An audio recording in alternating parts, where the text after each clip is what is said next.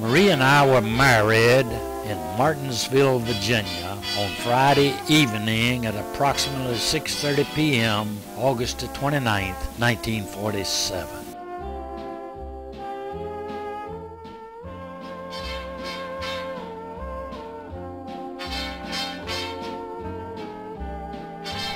This is the first picture that Marie sent to me when I was overseas, and after seeing this picture, it is easy for one to understand why I fell in love with her on our first date.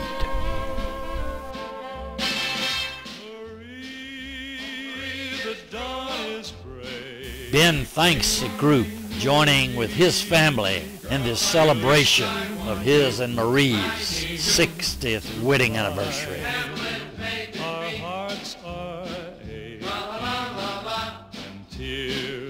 Thanks, Pastor Diffie, for that beautiful prayer. The moon in all its splendor, your kiss so very tender.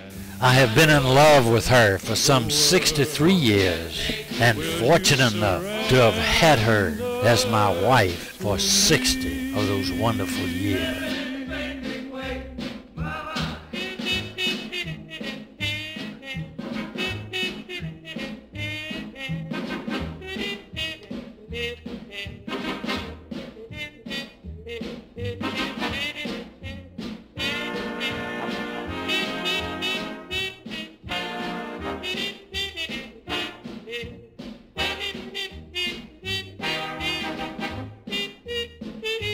After Marie and I met, we only had one date before I had to leave and go to California en route to the Southwest Pacific. I wrote this postcard in Pittsburgh to my friend back home, telling him not to let that girl get married until I get back home. I wrote another card after I arrived in Salt Lake City with the same message, and he gave both of the cards to Marie, and she kept them.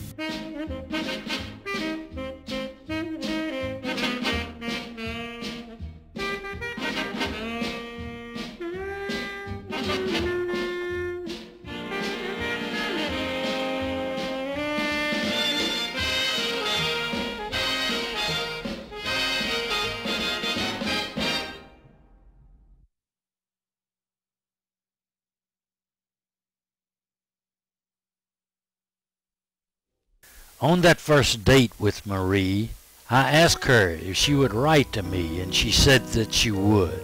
After I arrived at Hamilton Field, California, I found that I not only had one letter from her, but had two letters. I had hardly gotten my duffel bag unpacked before I went to the PX and purchased a box of pretty blue stationery, and then went to the day room and wrote her this letter.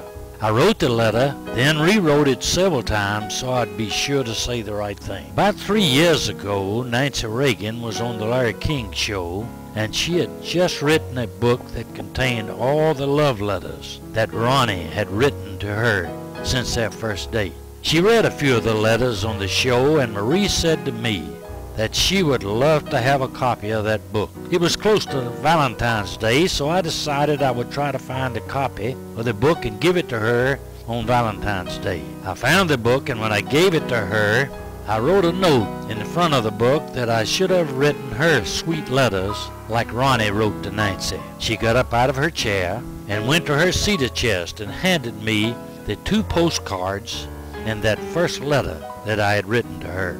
I was not aware that she had kept these things for over 60 years. She told me in one of the letters I received that she and a couple of her girlfriends had been to Washington, D.C. for a couple of days to visit another friend that was working up there. While in Washington, all of the girls went on a moonlight cruise on the Potomac River. At the anniversary party, I asked Marie if she would give me permission to read my first letter that I wrote to her to the group, and she said that would be up to me, so here goes. The letter was written on July the 14th, 1944. Dear Marie, I received 2 letters from you this afternoon, and you cannot realize how much better I feel now that I have heard from you. Honestly, I was kind of afraid that you wouldn't write.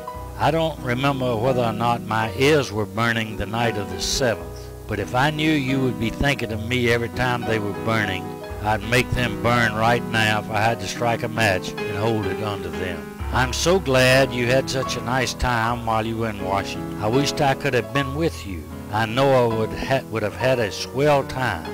Just being with you would have been wonderful, besides taking the trip. What I wouldn't give tonight to be on a moonlight cruise in the Potomac with you. Maybe it's better that I'm not, though, because if you were to look at me with those eyes like you did a couple of times while I was at home, the Army would probably have to send after me. You said you would send me a picture if you had one made that flattered you.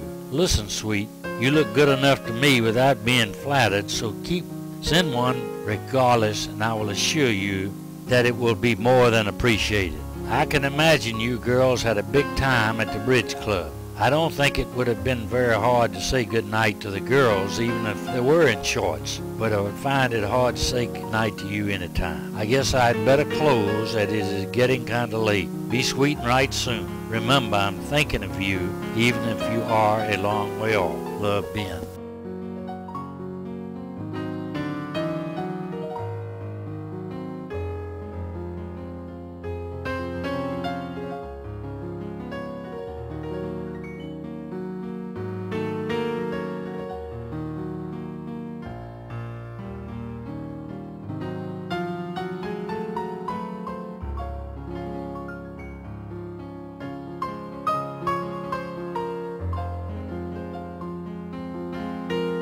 I'm so pleased that Marie kept that first love letter I wrote to her. I didn't realize that I had that kind of talent to write such a convincing and romantic love letter as that one.